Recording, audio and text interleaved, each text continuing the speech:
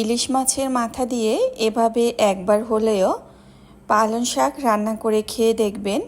আর সাথে তো দুই একটা আলু দিতেই হবে, কারণ আলু না দিলে যে আমার খেতে ভালো লাগে না। আমার মতো কে কে আছেন যারা শাক রান্না করলে বা ভাজি করলে আলু দিতে পছন্দ করেন বা তার সাথে খেতে পছন্দ করেন, অবশ্যই কমেন্ট করে জানাবেন।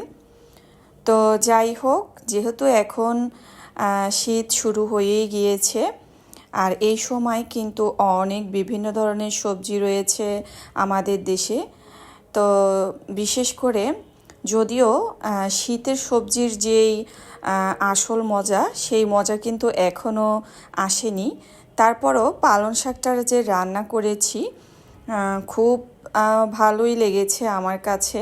আর ইলিশ মাছের মাথা দিয়ে সাথে আলু দিয়ে এভাবে যদি পালং শাক রান্না করা হয় তাহলে কিন্তু ভীষণ মজাদার হয়। আর আপনার পাশে অন্য কোনো আইটেম আছে কি না এটা হয়তো আপনার মাথাতেই থাকবে না, যে আপনি যে পালং শাক দিয়ে ভাত খাবেন, এটা ভেবেই কিন্তু ভীষণ ভালো লাগবে। আর এভাবে যদি ইলিশ মাছের মাথা আলু দিয়ে হালকা ঝোল করে রান্না করা হয়, খেতে কিন্তু ভীষণ মজাদার হয়।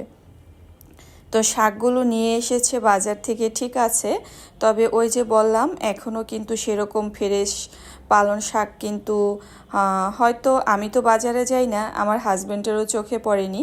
তারপরও আমি বলা কারণেই কিন্তু সে আর কি যেমন পেয়েছে তেমনই নিয়ে আসছে। তবে আলহামদুলিল্লাহ খুব মজা হয়েছে।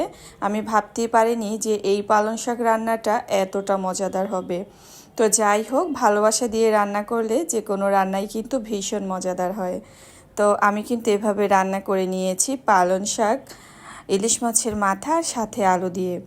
তো ইলিশ মাছের মাথা দিয়ে তো পালং শাক রান্না করেছি, আর এই পাশে আমি কয়েক পিস মাছ কিন্তু ভুনা করে নিয়েছি।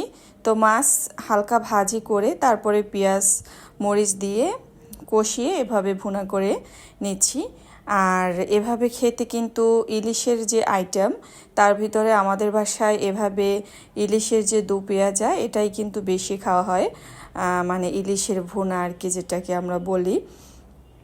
তো এছাড়া দেখা যায় অনেক সময় কিন্তু মশলা কষিয়েও ইলিশ মাছ যদি কাঁচা রান্না করা হয় সেটাও কিন্তু অন্য রকমের টেস্ট। তবে ইলিশ মাছ রান্নার ক্ষেত্রে যদি বাটা পেঁয়াজ ব্যবহার করা হয় সেক্ষেত্রে কিন্তু খেতে ভীষণ মজাদার হয়। তো আমরা কিন্তু হয়তো সময়ের স্বল্পতা বা ব্যস্ততা বা আলসেমি যেটাই বলি না কেন, পেঁয়াজ কিন্তু আমরা কুচি কুচি করে দিয়ে তারপরে ইলিশ মাছে ব্যবহার করি। তবে সেক্ষেত্রে যদি আপনি পেঁয়াজ বাটা ব্যবহার করেন খেতে কিন্তু ভীষণ মজার হয়। আর এখন তো দেখা যায় সব জায়গাতেই স্কুলের আসলে বাচ্চাদের পরীক্ষা শুরু হয়ে গিয়েছে। তো এই কারণে কিন্তু সব মায়েরাই কিন্তু কম বেশি ব্যস্ত। দেখা যায় কি যে পরীক্ষা আসলে সন্তানদের না, তার মায়েদের হয়, এমন একটা ব্যাপার হয়ে দাঁড়ায়। তো যাই হোক, এটা ছিল গতকালকের বিকালবেলার ভিডিও। ছেলের তো পরীক্ষা শুরু হয়ে গিয়েছে, তো সন্ধ্যার নাস্তায় আর কি পুডিং তৈরি করেছি।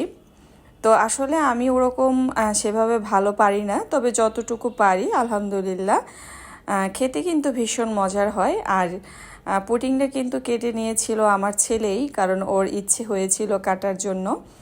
তো জিসানের বাবাকে যখন দিয়েছি, সে মাগরিবের নামাজ পড়ে কিন্তু সন্ধ্যার পরে আর কি আমরা খেয়েছি। তো সে বলেছে তুমি তো ভালো পুডিং তৈরি করতে পারো, কিন্তু আসলে বাসায় কেন তৈরি করো না আমি বুঝি না। আর এত অল্প কেন তৈরি করেছো, আরও বেশি করে তৈরি করবে, খেয়ে যেন তৃপ্তি পাওয়া যায়। তো আসলে সে যে কোনো জিনিস যদি পছন্দ করে, ওরকম সবসময় না খেলেও যখন তাকে খেতে দিই একটু বেশ ভালোভাবেই খায়, যেন সে তৃপ্তি পায়, এমন একটা ব্যাপার আর কি। তো যাই হোক, ভীষণ মজার হয়েছিল। তো আমার কিন্তু আবারও অর্ডার এসেছে, এভাবে পুডিং বানাতে বলেছে। তো যাই হোক, আবারও বানিয়ে খাওয়াতে হবে এই আর কি। তো সবাই ভালো থাকবেন, আল্লাহ হাফেজ।